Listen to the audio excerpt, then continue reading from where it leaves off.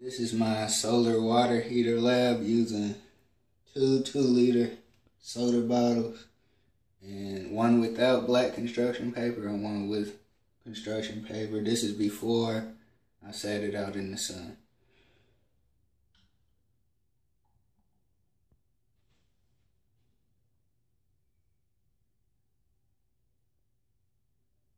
So the black construction paper is 62.6 degrees Fahrenheit.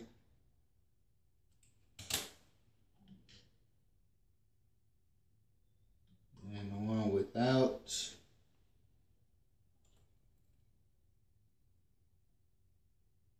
is 70 degrees Fahrenheit.